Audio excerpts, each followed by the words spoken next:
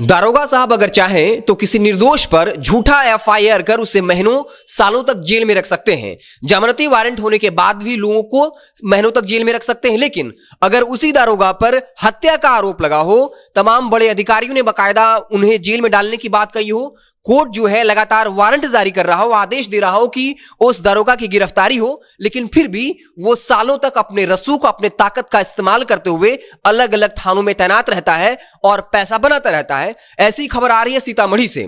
सीतामढ़ी के एक दारोगा है अरुण राय, जिन पर 2019 में आरोप लगा कि 2 युवकों को, जो किसी घटना का आरोपी था, उसे इस कदर पीटा गया कि उसकी मौत हो गई। और उस वक्त तत्कालीन आईजी ने कई जो कांस्टेबल थे उनको जेल भेजा था और उसमें आरोपी जो है वो अरुण राय भी थे।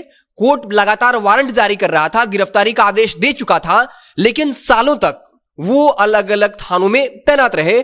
अब जाकर जब लगातार कोर्ट का दबाव बढ़ रहा था, तब वरीय अधिकारियों के कहने पर उन्होंने कोर्ट में सरेंडर कर दिया और उनको अब जेल भेजा गया है। लेकिन उस कोर्ट के जज भाग्यशाली रहे जहां पर दरोगा ने बाकायदा समर्पण किया है, क्योंकि खबर यह भी है कि जब मधुबनी के एक जज ने एसपी को तल्ख संदेश दिया था और कहा था कि उन्हें हैदराबाद फिर से आईपीएस ट्रेनिंग के लिए भेज देना चाहिए, क्योंकि एक नाबालिग लड़की का अपहरण होता है और उस पूरे मसले में जो है एसपी लिपापोती करते हैं, जिसके बाद दरोगा कोर्ट पहुंचता है और वहीं चैम्बर में जज के ऊपर पिस्टल तान देता है, भद्दी भद्दी गालियां देता है और पीट पीट कर लहूलुहान कर देता है। हालांकि यह मसला बड़ा हो जाता है, हाईकोर्ट संज्ञान लेती है, बिहार के डीजीपी को तलब करती है और इस वक्त जो है वो मुद्दा गरमाया हुआ है और दोनों दारोगा पर जो है वो कार्रवाई हो रही है। लेकिन यह सवाल तो उठेगा कि एक दारोगा जिस पर कोर्ट लगातार सालों से वारंट जारी कर रही थी, गिरफ्तारी का आदेश दे रही थी, उसके बाद भी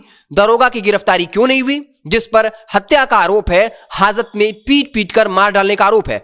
लगातार बिहार से ऐसी खबरें आती हैं। पिछले ही दिनों एक खबर आई थी कैसे एक शराबी जो बुजुर्ग था, वो शराब के नशे में उसे जेल में बंद किया गया और गुस्से में वो दारोगा या वहां के जो अधिकारी थे उन्होंने इस कदर पीटा था कि उसकी मौत हो गई थी। बेटे ने बताया कि उनके पिता को शराब पीने की लत थी, अगर उनको शराब नहीं मिलता था तब उनका शरीर कांपने लगता था।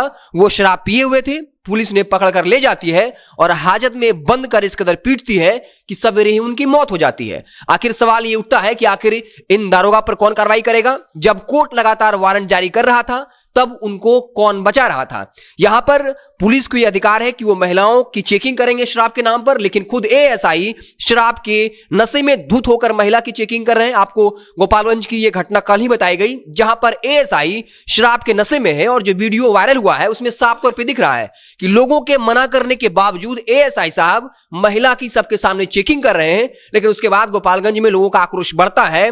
तमाम जो व्यवसायी होते हैं अपने दुकानों को बंद कर थाने में घुस जाते हैं। उसके बाद एसपी जो है वो कार्रवाई का आदेश देते हैं और जब जांच की जाती है तब एएसआई शराब के नशे में पाए जाते हैं। यानी जो पुलिस पदाधिकारी हैं वो किस तरीके से तानाशाह हो गए हैं, ये बिहार से आ रही लगातार खबरें बता रही हैं। और खासकर सीतामढ़ी से जो खबर आई है कि 2019 में जिन पर यह आरोप लगता है कि उन्होंने 2 युवकों को किसी आरोप में पीट पीट कर मार डाला और उस वक्त ये विधानसभा में इस मसले को उस वक्त के कल्याण मंत्री ने जोर शोर से उठाया था। उसके बाद भी कैसे सालों तक ये दारोगा जो है अलग अलग थानों में कार्यरत रहा और अपने पद पर बना रहा। हालांकि जब दबाव बढ़ा है कोर्ट के आदेश के बाद, तब जो है अब उन्होंने सरेंडर किया है, उनको जेल भेज दिया गया है। लेकिन फिर से एक बार कहेंगे कि वहां के जज भाग्यशाली रहे कि दारोगा ने चेंबर में घुसकर उन पर पिस्टल नहीं ताना, उन्हें गालियां नहीं दी, उन्हें मारपीट कर लहूलुहान नहीं किया। आप देखते रहे जनता जंक्शन। जैसे ही कोई और बड़ी खबर आएगी तो हम उससे आपको इत्तला करेंगे। बहुत बहुत धन्यवाद।